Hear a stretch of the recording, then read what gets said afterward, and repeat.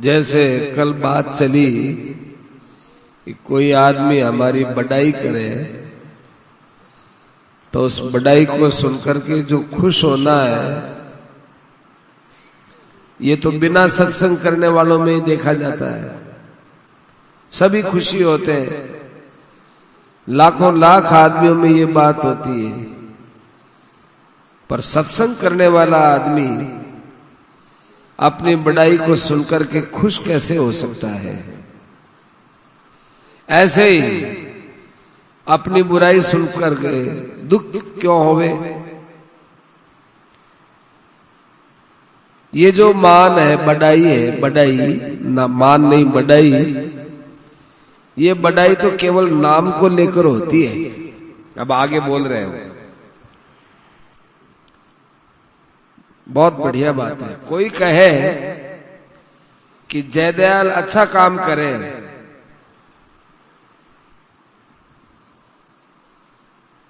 तो मैं पूछूं क्यों जयदयाल नाम कटवायो, और नाम तो है ही सोनी। जयदयाल नाम तो रखा हुआ है और मैंने मान लिया कि मेरा नाम जयदयाल है। जब मैं गर्भ में था तो मालूम भी नहीं था कि मैं कहां हूं, क्या हूं, कोई मुझे ज्ञान नहीं था। वहां तो जयदयाल नाम का नामो निशान भी नहीं था। और जन्म हुआ तो ये किसी ने नहीं कहा कि जयदयाल जन्मा है, यही कहा कि एक लड़का जन्मा है। जब बड़ा हुआ तब भी मैं समझा नहीं कि मैं कौन हूं। फिर मेरा नाम जयदयाल रखा और लोग मुझे इसी नाम से बुलाते थे। तब भी मैं नहीं समझा कि क्या बोलते हैं, जयदयाल जयदयाल जयदयाल क्या है ये। बहुत समय तक ये समझ में भी नहीं आया। जब मैं और बड़ा हुआ तो मालूम हुआ अरे जयदयाल मैं हूं, लोग मेरा नाम जयदयाल बोलते हैं।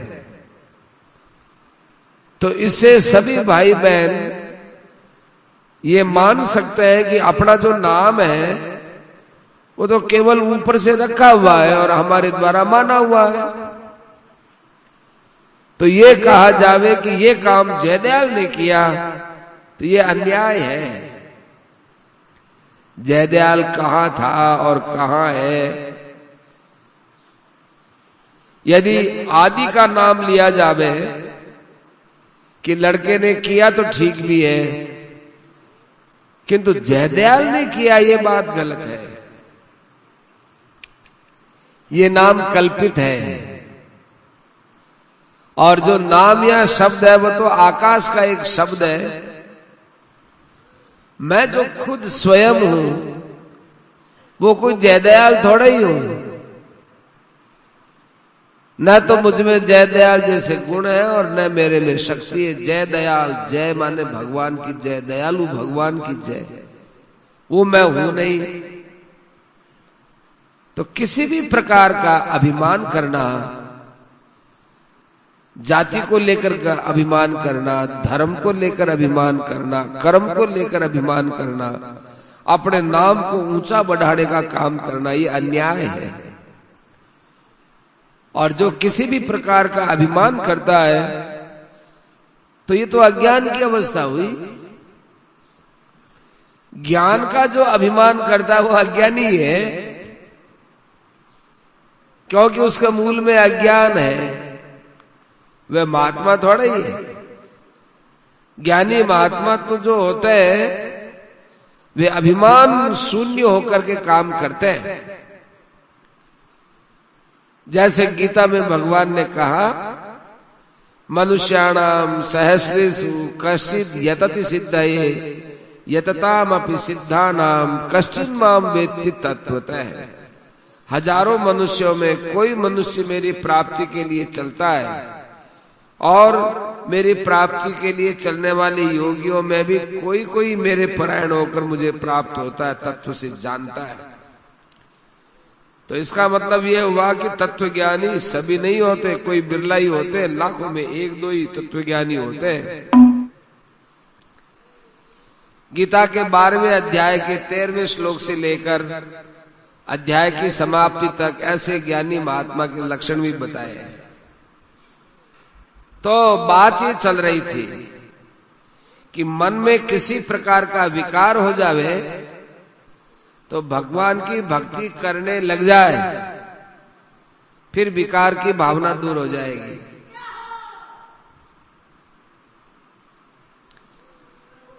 जो मनुष्य नेता बना बैठा है, जो मनुष्य योगी बना बैठा है, ऐसे मनुष्य की लोग बड़ाई करते हैं तो वह मन ही मन में राजी होता है।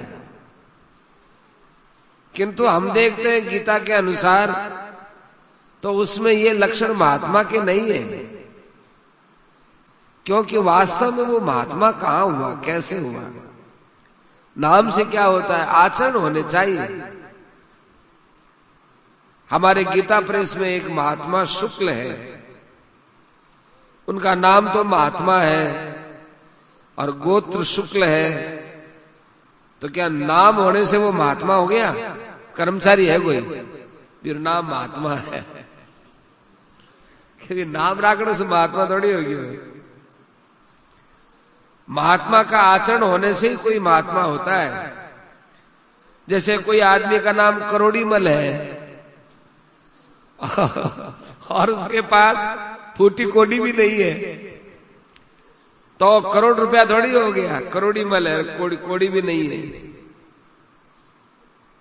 इसी प्रकार से संसार में कोई नेता है, महात्मा है, योगीराज है, उनमें भगवान की भक्ति तो है नहीं, प्रेम है नहीं, संसार का त्याग है नहीं, वह वास्तव में नेता या महात्मा हो नहीं सकता है। तो ये बात मैंने पहले भी आप लोगों की सेवा में कही है, ये कोई नई बात नहीं है, सिद्धांत की बात है। इसलिए अब भी कहता हूं, गीता रामायण अपने शास्त्र हैं और उनकी बातों को यत्किंचित अनुवाद करके आपको बतलाता हूं। रामायण में ऋषियों का वचन है, गीता में भगवान के वचन है। यदि गीता की बात को कोई काम में लावे तो निश्चित रूप से कल्याण है। भले ही ये बात अखबार में छपवा दो, चाहे डोडी पिटवा दो, ढिंडोरा पिटवा दो, डोडी पिटवा दो कि मैं कहता हूं कि शास्त्र के अनुसार, गीता के अनुसार कार्य करने से कल्याण हो जाएगा, ये निश्चित बात है। इसमें हिचक की कोई बात नहीं है। अरे महात्माओं की वाणी के अनुसार, शास्त्र के अनुसार, गीता के अनुसार आचरण करने से निश्चित रूप से कल्याण होता है। गीता के बताए हुए, भगवान के बतलाए हुए मार्ग के अनुसार आपसे जो कुछ निवेदन करता हूं उसका पालन करने से लाभ है। यदि बतलाने में मेरी कोई भूल है तो उसका कारण मेरा अज्ञान है, उसे तो भगवान क्षमा कर देंगे। पहले तो मैं ये कहता हूं कि मुझे व्याख्यान या उपदेश देने का अधिकार भी नहीं है। फिर भी ये कहता हूं कि यदि भगवान के वचनों के अनुसार, गीता के अनुसार आप लोग चले तो आपका कल्याण है। यदि एक श्लोक भी धारण हो जाए तो कल्याण है। यदि समस्त गीता को धारण करें तो फिर कहना ही क्या है, कल्याण ही कल्याण है। किंतु मैं यह नहीं कह सकता कि मेरे जैसा आचरण करोगे उससे कल्याण हो जाएगा, ये मैं नहीं कह सकता। शास्त्रों की बात तो कह सकता हूं कि उनके बतलाए हुए मार्ग पर चलना चाहिए, किंतु यह नहीं कह सकता कि मेरे आचरण का अनुसार करने से कल्याण हो जाएगा। हाँ, यह कह सकता हूं कि महात्माओं के आचरण के करने से कल्याण हो जाएगा, क्योंकि गीता भी कहती है यद्यदाचरति श्रेष्ठ तत्तदेवेतरो जन सयत् प्रमाणम कुरुते लोकस्तदनुवर्तते। श्रेष्ठ पुरुष जो आचरण करता है वो पुरुष भी, अन्य पुरुष भी उसके अनुसार आचरण करते हैं, और वो जो कुछ प्रमाण कर देता है दूसरे लोग उसके अनुवर्तन करते हैं, तो इससे उनका कल्याण हो जाता है। हमें श्रेष्ठ पुरुष, महात्मा पुरुष का आचरण करना चाहिए। अब दूसरी बात बताता हूं, बहुत बढ़िया बात है। दूसरी बात यह है, यदि कोई मेरी पूजा करे तो मैं इसे मेरा कलंक मानता हूं, किंतु यदि कोई मेरी बीमारी में सेवा करे या जो मैं चाहता हूं उसके अनुकूल साधन भजन करे तो मैं उसका ऋणी हो जाता हूं। किंतु यह नहीं कह सकता कि जाओ अब तुम्हारा कल्याण हो गया, ये मैं नहीं कह सकता हूं। किंतु महात्माओं की सेवा करने से, अनुसरण करने से कल्याण होता है। गीता में कहा है, तद्विद्धि प्रणिपातेन परिप्रश्नेन सेवया उपदेक्षन्ति ते ज्ञानम ज्ञानिनस् तत्वदर्शिने। ऐसा भगवान अर्जुन से कहते हैं, ज्ञानी महात्माओं के पास जाकर भली भांति दंडवत प्रणाम करो, निष्काम भाव से प्रश्न करो, वे मर्म को जानने वाले ज्ञानी जन तुम्हें तत्व का उपदेश देंगे। इस प्रकार से महात्मा जनों की सेवा, नमस्कार, प्रेम पूर्वक वार्तालाप करने से ज्ञान की प्राप्ति होती है, उसका हित होता है और कल्याण भी होता है। किंतु मैं अपनी व्यक्तिगत बात कहता हूं कि यदि मेरी सेवा करी या मेरी बात मानी तो मैं उसका ऋणी तो हो जाता हूं, किंतु यह नहीं कह सकता कि तुम्हारा कल्याण हो गया। जो मेरी बात को समझकर काम में लावे तो मैं उसका बड़ा आभारी हूं। यदि आप लोग कहे कि आपने बड़ी लाभ की बात बतलाई तो आपसे अधिक मुझे लाभ है। यदि आप लोग इस जगह के बीच में माने ऋषिकेश में न होते तो मैं यहां आकर अपनी बात किसको सुनाता? क्या पहाड़ों को सुनाता, वृक्षों को सुनाता? ये तो आपकी मेरे पर बड़ी कृपा है कि आप लोग सत्संग के लिए एकत्र हुए। तो जब आपको मेरी बात से लाभ है तो मुझको भी लाभ होता ही है। मैं तो यही समझता हूं कि आप लोग कृपा करके मेरे लाभ के लिए आए। भगवान की कोई बात सुनाई जाती है वो बड़ी अच्छी बात है। मेरी जो तुच्छ बुद्धि में आता है वो मैं कहता हूं। भगवान की बातें अनंत है, अनुपम है। उनके गुण प्रभाव को कहां तक कहें, ये तो स्वयं गुणातीत है। मैं तो कहने में असमर्थ हूं। जो भी भगवान की बात सुनाता हूं वह ऐसा ही है जैसे किसी का प्रतिबिंब दर्पण में पड़ता है। ऐसे उनके चरित्र, गुण, प्रभाव का प्रतिबिंब मात्र मेरे हृदय में है तो मैं कुछ कह देता हूं जो भाव हृदय में उठते रहते हैं। किंतु ये प्रतिबिंब भी किंचित मात्र है। वाणी उसका वर्णन करने में असमर्थ है, क्योंकि भगवान का स्वरूप तो जानने में आ ही नहीं सकता है। वो वाणी के सामर्थ्य के बाहर है।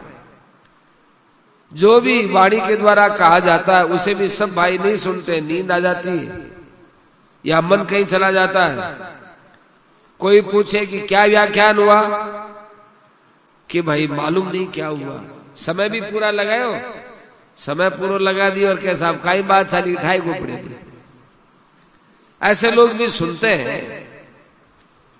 तुम मौजूद तो थे, मालूम नहीं।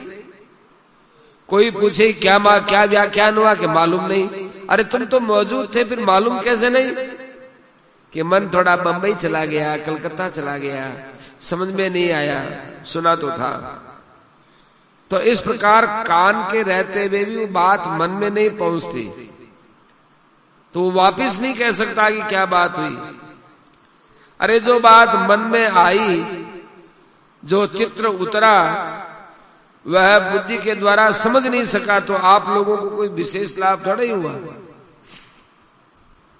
अब ये हिसाब लगाना चाहिए कि जो बात भगवान की या गीता की मेरे मन में उठी वह मैंने तुम लोगों को बताई और तुम्हारी बुद्धि तक नहीं पहुंच पाई, तो इससे तुमको तो लाभ नहीं हुआ, किंतु मुझको तो लाभ हुआ ही। तो मुझे ज्यादा लाभ हुआ, क्योंकि जो बात हृदय में उठती है वही तो बाहर प्रकट होती है, फिर वही बुद्धि में चली जाती है। तो इससे मुझको लाभ होता है, अपने हृदय के भाव दृढ़ होते हैं। इस तरह से श्रोता से वक्ता को ज्यादा लाभ होता है। तो आप जो मेरी बात को इकट्ठे होकर सुनते हो, मैं इसके लिए आपका उपकार मानता हूं।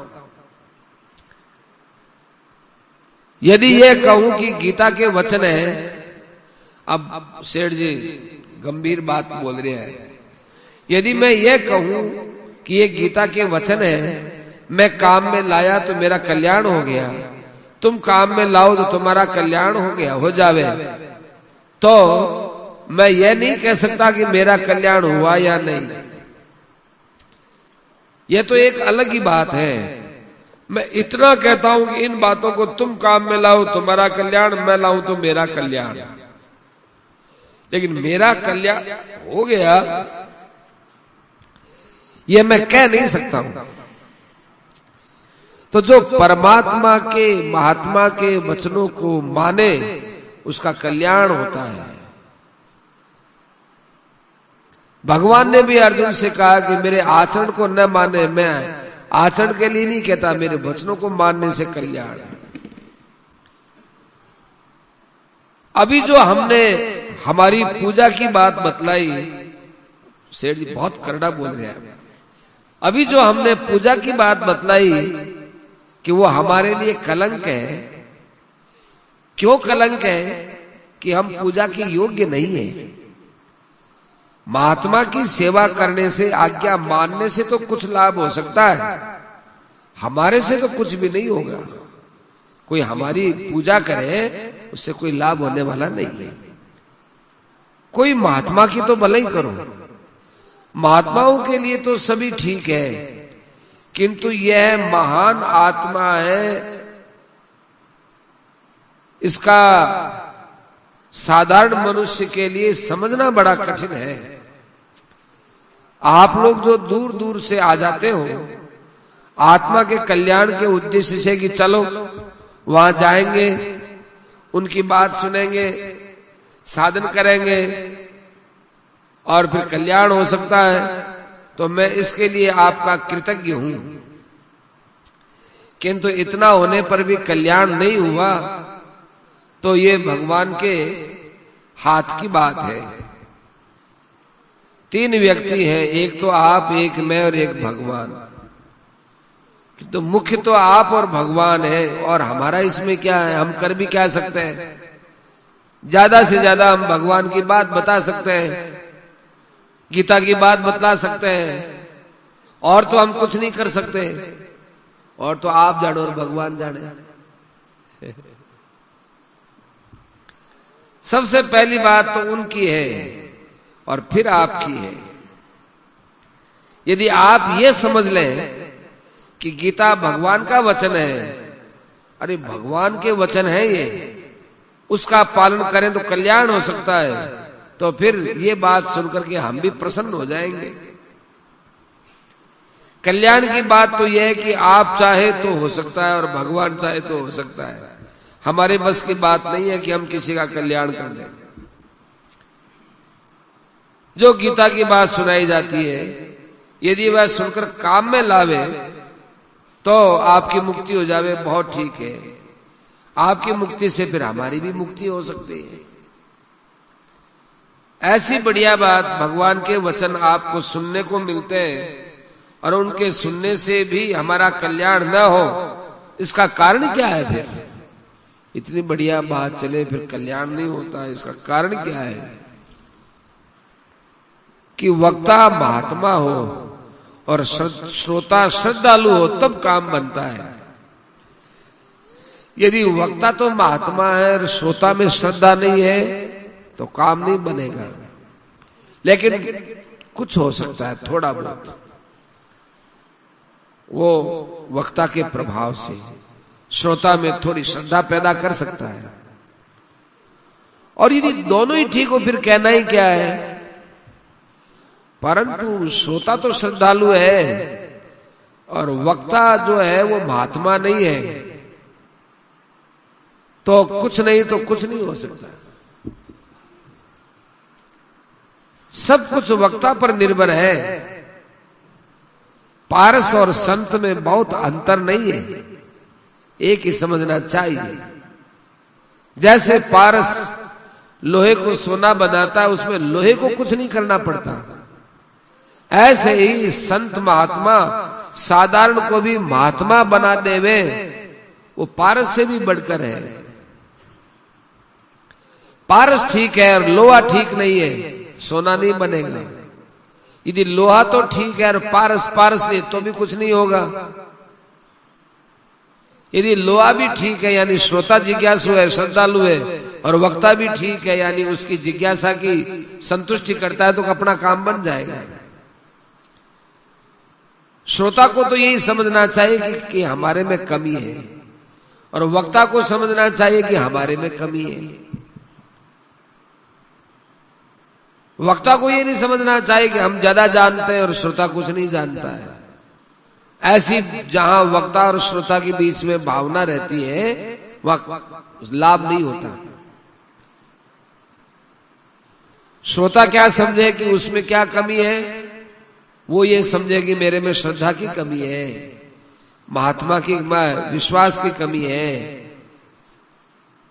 श्रद्धा कैसे पैदा हो? भगवान से प्रार्थना करो, हे भगवान आप दया करो, मेरे अंदर श्रद्धा पैदा करो। भगवान से मांगो। भगवान की दया सब पर है, पर हम भगवान की दया अपने में मानते ही नहीं है। दया मानने से दया बढ़ती, भगवान की दया बढ़ती है और उससे श्रद्धा भी बढ़ जाती है। ज्ञान मार्ग का ये सिद्धांत है कि श्रद्धा भाव से महात्माओं के पास जावे तो हमारी श्रद्धा बढ़ेगी, विश्वास बढ़ेगा। किसी वस्तु में गुण बुद्धि होने से श्रद्धा बढ़ती है और अवगुण बुद्धि होने से नहीं बढ़ती। उदाहरण के लिए कोई सूर्य के पास जाएगा तो ज्यों ज्यों सूर्य के निकट जाएगा त्यों त्यों प्रकाश बढ़ेगा और गर्मी बढ़ेगी। रात्रि में तो सूर्य का अभाव है, परंतु प्रातः होने पर कुछ अधिक प्रकाश और अधिक गर्मी बढ़ेगी। फिर और दिन होने पर और अधिक प्रकाश और गर्मी बढ़ेगी। फिर दोपहर होने पर प्रचंड प्रकाश और गर्मी हो जाएगी। इसी प्रकार ज्ञान रूपी सूर्य के आ जाने से ज्ञान बढ़ता है, किंतु वह ज्ञान जिज्ञासा के अभाव में और विश्वास के अभाव में प्राप्त नहीं होता है। ज्ञान प्रकाश का पुंज है। यदि हम ज्ञानी के पास जावे तो उसे ज्ञान की रास समझनी चाहिए। खूब ज्ञान है इनके पास, खूब ज्ञान है, ऐसा समझे। उनके पास दो बातें हैं, एक तो गुण और एक प्रभाव। इसी प्रकार यदि श्रोता जिज्ञासा से श्रद्धा भाव से सुनते हैं किंतु वक्ता में गुण और प्रभाव का अभाव है तो काम नहीं बनेगा, क्योंकि पारस ठीक नहीं है तो लोहा कैसे सोना बनेगा। ये पारस अच्छा है और वह कंकड़ पत्थर के भी छुआ जाए और इधर उधर लोहा को भी छू जाने से सोना हो जाता है। ऐसे श्रेष्ठ वक्ता होता है वो उसका प्रभाव अपने आप कहीं न कहीं दिख ही आता है। ये सब बातें आपको बतलाई है। जो अच्छे पुरुष होते हैं, महात्मा की भक्ति करते हैं, अपने में एक ऐसा पुरुष था, उसका नाम तो हम नहीं बतलाना चाहते। अपने में एक ऐसा पुरुष था, उसका नाम हम नहीं बतलाना चाहते। वह अपने को महात्मा बताता कि मेरी पूजा करो, मेरा ध्यान करो, मेरा उच्छिष्ट खाओ, कल्याण हो जाएगा। बहुत बढ़िया बात है, बहुत अच्छी बात।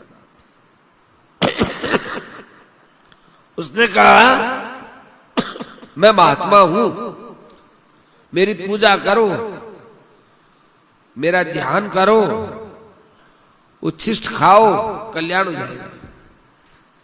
तो भाई ऐसा कभी नहीं हो सकता। ऐसा जो करते हैं वो पाप करते हैं।